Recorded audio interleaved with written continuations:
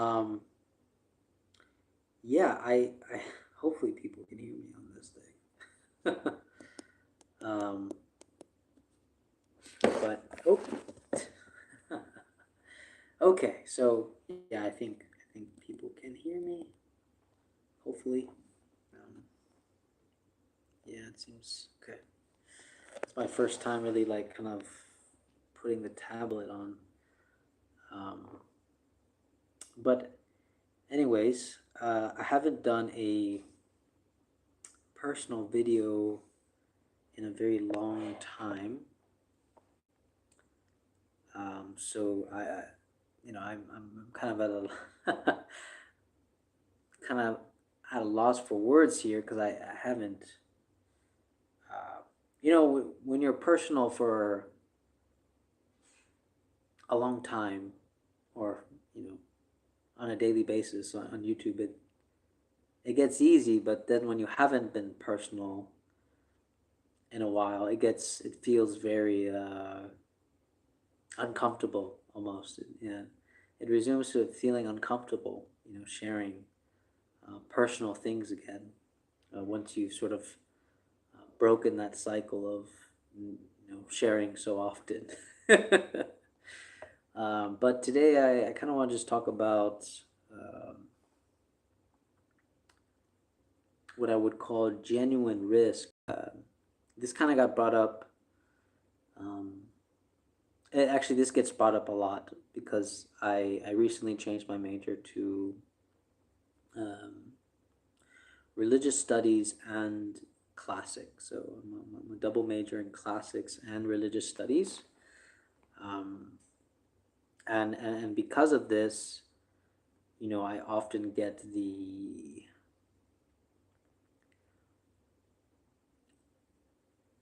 kind of look, the look of like you're not going to be able to do anything with that degree. You're not going to be able to do anything. It's sort of like a waste to even pursue that. Uh, Now, of course, I'm genuinely against reducing anything to sort of like its utility. Uh, but it does seem that is kind of like where the formal education sort of lies, right? When you say you're pursuing something, they say, okay, well, what are you going to be able to do with that, right? This sort of utilitarian sort of mindset is, um, I think it's practical, but I don't necessarily agree with its, ultimate reduction. Um, but again, the reason why I bring this up is not because um, I'm necessarily against that type of practical reason. I bring this up mainly because choosing this major wasn't something that I initially wanted. And it was not because I don't enjoy it. I really do enjoy talking about religion and philosophy and everything else. Um, but obviously, it wasn't my initial kind of pursuit because, well, I felt that again, like everybody else, I didn't find the utility in that, right? And so it really does. It really brings like a sort of hindrance, I guess. Well, not that hindrance is not a good word, but it really brought to me an obstacle where I was really in conflict with my like practical reason, and then like my more, I guess, maybe non-rational. Maybe that's the way to call it. I had my more practical reason, and then I was really struggling with my, non reason for wanting to do this.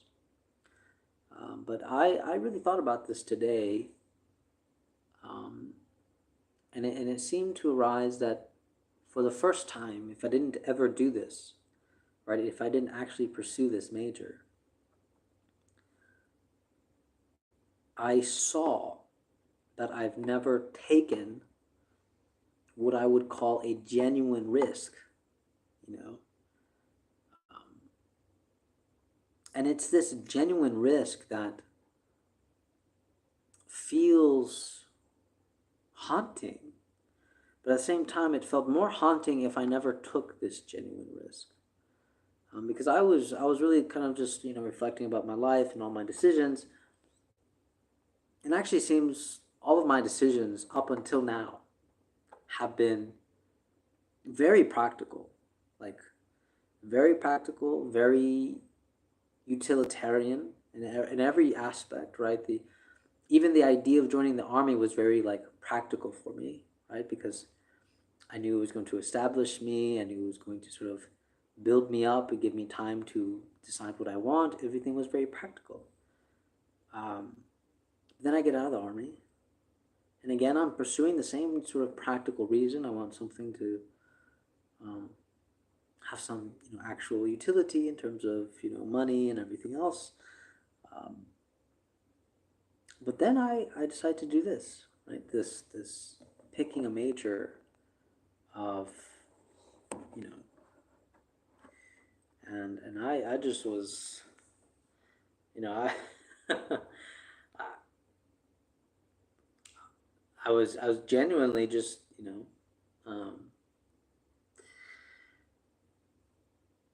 troubled, taking a risk like this, right? But I realized, right, like I said before, that picking this major, right, this between religion and classics, was actually the first genuine risk I've ever taken in my life, um, which is scary, really. I mean, it is. I mean, I'm not going to lie that it isn't scary. But again, I thought it was more haunting when I started thinking about it more. It was more haunting to think that I was going to possibly live the rest of my life without taking a genuine risk. And I say genuine in the sense of I purposely made this decision. It's not like I made this decision and then all of a sudden I'm like, oh, there's all these risks I didn't know about, right? Um, that's always the danger. But I knew full well if I picked this major, the worst thing that could happen is that I don't actually use it. um, but of course, it gets really complicated when we're talking about what do you mean by actually use. Um, when I say use, I'm using the sort of utilitarian idea of use, meaning like actually get a job with it, or have some career with it. Um, in terms of like in terms of my own understanding of use, I mean, well, it's never going to be useless, not to me, anyways, but it might be useless for society and so on. But yeah, um, but I do, in general, I do have a problem with reducing things to utility. Um, Now, again, just because I have a problem with utility, reducing things to utility doesn't mean that I don't see the practical reason of it. I definitely do. But I think what my concern typically lies in is the fact that that's all people see. That's the only thing people want to see is the utility of it. Um, and the same thing. I mean, the thing is, it's not just jobs and education. It's literally with human beings, with people. We look at each other, and you say, well, what can you give to me, right? Like, what can you provide? I think we'd like to think that we don't do that, but unfortunately, we do. Even in more subtle interactions, we aim for these type of experiences with people, right? So we look at them as like they can give us a type of experience. Um, and I guess that's why I've always liked Buber as my like favorite philosopher right now, because he sees this problem, right? That we have this tendency to reduce everybody to just, what can they do? What can they provide? We reduce people to the actions they take, to the things they say. Um, and yet, um, no human being is reducible to those things, right? They may have done them, but no human being is ever reducible to the actions, to the words, to the things they're capable of. There's always a inexhaustible moreness that is very much alive, um, when in human beings. The problem is that sometimes all that we see when we encounter another human being is those sort of utilitarian functions, right? You what experience can they give me? What can they provide? Um, how beneficial can they be to society? Um, you know, we even just actions, right? Just general actions. It becomes reducible, right? Look at what they did. They did or didn't do this, right? Um, that's always my concern, that we reduce people to all those things, and yet no human being is ever reducible to just those things. There's always a moreness, and it's that moreness that I wish people would strive to see in other human beings. That's that's my genuine wish for um, people, and just beings in general. That we strive to aim to meet this moreness in people. It's not, of course, what I'm talking about. It's not easy, but it obviously, what this requires, like Buber says, is that you have to give your whole being if you want to meet somebody in their wholeness, right? And as you can tell, we don't. We're genuinely afraid to, give this wholeness to people, right? That it takes trust, right? And in that sense, we also don't take a genuine risk when we meet people, when we want to get to know somebody, you know. I'm not the the more that I read philosophy, right? The more that I read philosophy, I can tell you this, right? I am running on my limits. I'm meeting my own limits of thinking, right? I've noticed that. I am meeting my own limits of thinking. I am meeting my own limits of questioning, right? The further I get into philosophy, the more I see my own limits. Um, and that, like just the witnessing of my own limits, right? That has sort of fed into my skepticism about philosophy being universalized. If I'm being genuinely honest, I think that is my skepticism. Because when we look at religion, I know that I'm sort of like um, regressing, I guess, digressing. That's the word. Um, when you look at religion, you see that there's always a place for the people that can't, right? The people that can't surpass a certain amount of thinking or kind of thinking. Um, the people that are bound by their conditions, either poor or ill or sick. Um, we talk about how philosophy, um, if it was universalized, it would change people's lives. But that my concern is that when we talk about those conditions, the people that run against their own thinking, right? They have the conditions, they can't think past a certain level. They're bounded by disease, sickness, ailments, disabilities. And that's where religion comes in, right? Because it's this entrance of just, well, at least religion has a place for the sick, the damned, the ignorant, right? Philosophy, I'm skeptical whether philosophy actually has that place for people, right? The sick, the damned, the ignorant. It seems like when we talk about philosophy in real life, philosophy kind of just scoffs at the people that don't understand, that don't question, that don't think, right? And that's my overall skepticism about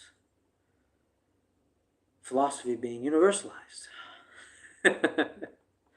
Because it just always seems to be a place, at least in religion, for the damned, the poor, the ignorant, the people that really, they cannot save themselves at all.